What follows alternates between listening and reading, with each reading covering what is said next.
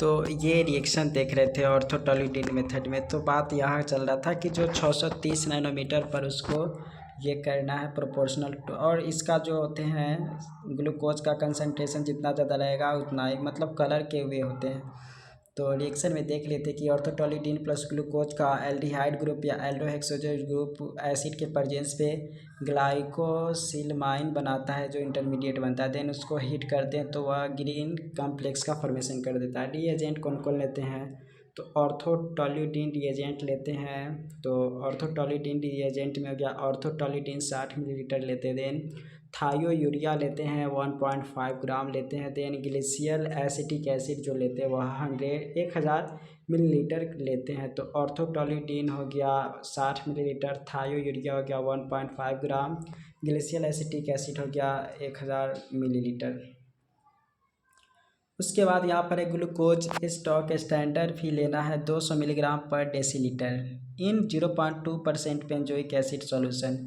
0.2% ऐसी benzoic acid solution है। तो वहाँ पे ग्लूकोज स्टॉक स्टैंडर्ड जो बात करेंगे तो 200 मिलीग्राम पर डेसीलीटर इन 0.2% benzoic acid solution glucose working solution लेना है। अब प्रोसीजर की बात करते हैं। प्रोसीजर में है कि टेक 3 टेस्ट ट्यूब लेना है और तीनों पर मार्क्स करना blank, standard and test. Add 0.1 millilitre of serum, plasma या यूरिन लीजिए। KSF glucose standard to a test tube and dilute with 0.90 millilitre of water से उसको डाइल्यूट करेंगे। उसके बाद add 7.0 millilitre of orthotoluidine reagent. उसके बाद ऐड करना है 7.0 millilitre of orthotoluidine reagent and mix it करना है, उसको मिलाना है। तो add 7.0 millilitre of orthotoluidine reagent and mix it. Put the tube on a tube rack. उसका ट्यूब को ट्यूब रैक पर रखना है। Place a boiling water bath के पास ले जाना है। उसका तो उसको 10 मिनट तक हीट करना है। Then put in ice water for 2 से 3 मिनट्स पर फिर आइस पर रखना है। Then cool down at room temperature पर उसको गर्म करना है एंड फिर से उसको मिलाना है। Now measure absorbance of coloured solution. उसके बाद उसको अब मेजर करना है absorbance of coloured solution at 630 nanometre against a water blank within 30 minutes. तो नाउ मेजर करना absorbance of the coloured solution at 630 nanometre against a water blank within 30 minutes. तो ध्यान रखना, आप कैलकुलेशन बात करेंगे तो स्पेसिमेन बटा स्टैंडर्ड गुना 200 करेंगे मिलीग्राम ग्लूकोज पर डेसीलीटर ग्लूकोज। ये जो रिप्रेजेंट करता है एब्जॉर्बेंस एट 630 नैनोमीटर। तो यहाँ पर ऑर्थोटॉलीडीन मेथड में देख ले, सब में थोड़ा थोड़ा सा डिफरेंट है, सब में रिएजेंट याद कीजिए और थोड़ा सा किस तरीके से वे है तो ध्यान रखना है। अब उसके बाद है GOD POD मेथड। तो ग्लूकोज ऑक्सीडेज मेथड की बात करते हैं। तो इसका प्रिंसिपल क्या है तो वो देख लेते हैं। तो it is simple, quick and specific method of glucose stimulation का एकदम सिंपल मेथड है, बहुत ईजी है। तो प्रिंसिपल क्या है तो glucose oxidises glucose to gluconic acid.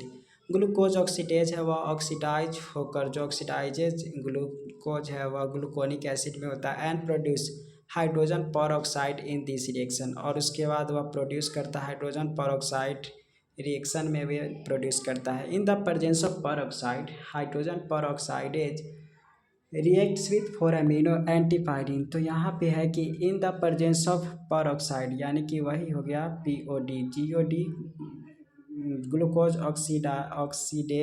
Oxidises glucose to gluconic acid and produce करके देता है hydrogen peroxide in this reaction.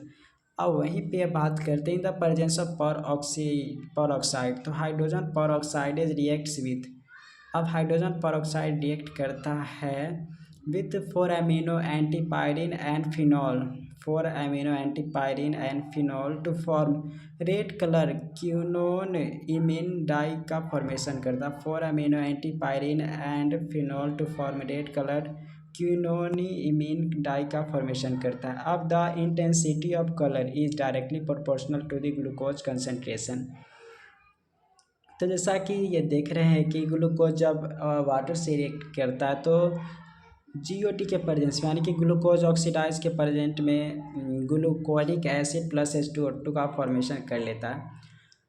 Then H2O2 जब फिनॉल से रिएक्ट करता है, H2O2 फिनॉल से रिएक्ट करने के बाद 4 अमीनो एंटीपायरिन का फॉर्मेशन करता है। तो H2O2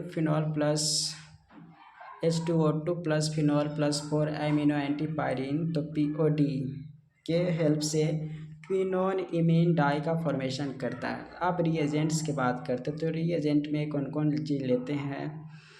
रिएजेंट में हो गया ग्लूकोज ऑक्सीडेज रिएजेंट लेते हैं, फिनॉल सॉल्यूशन भी लेते हैं, ग्लूकोज स्टॉक्स स्टैंडर्ड का भी यूज करते हैं जो 200 मिलीग्राम पर डेसीलीटर इन 0.2% बेंजोइक एसिड सॉल्यूशन में, ग्लूकोज वर्किंग सॉल्यूशन भी लेते हैं। अब यहाँ पर प्रोसीजर की बात करेंगे, रिएजेंट लिखा हुआ लेकिन यहाँ पे प्रोसीजर होगा। तो प्रोसीजर में है कि take 3 test tubes and marks blank as for standard and tip for test. In each test tube add 2 millilitre of glucose oxidase reagent को मिलाना है। अतः मिलाने के बाद यहाँ पर ऐड 0.5 मिलीलीटर डिस्टिल वाटर, मतलब मिलाना है 0.5 मिलीलीटर 10 टाइम्स डाइल्यूटेड मतलब सीरम एंड 0.5 लेना है वह ये वर्किंग स्टैंडर्ड मिलाना, मतलब तीनों में आपको 0.5 मिलीलीटर मिलाना है। In all 3 test tube add 2 millilitre of phenol reagent, तीनों तरह के टेस्ट ट्यूब में 2 मिलीलीटर फिनॉल रिएजेंट को लेना है। Shake well and allow to stand for 30 minutes at room temperature और 15 मिनट्स के लिए आप 37 डिग्री सेल्सियस पर रखेंगे, तो 15 डिग्री सेल्सियस आप 15 मिनट तक ये रखिए। 37 डिग्री सेल्सियस पर रख रहे हैं, इंक्यूबेट करें तो 15 मिनट, और अगर रूम टेम्परेचर पर है तो 30 minute. Read the absorbance at 515 nanometre पर एब्जॉर्बेंस का रीड करना है। कैलकुलेशन की बात करते हैं तो ग्लूकोज मिलीग्राम पर 100 मिलीलीटर बराबर होता है OD of test by OD of standard, बराबर मतलब गुना करना कंसनट्रेशन ऑफ स्टैंडर्ड से।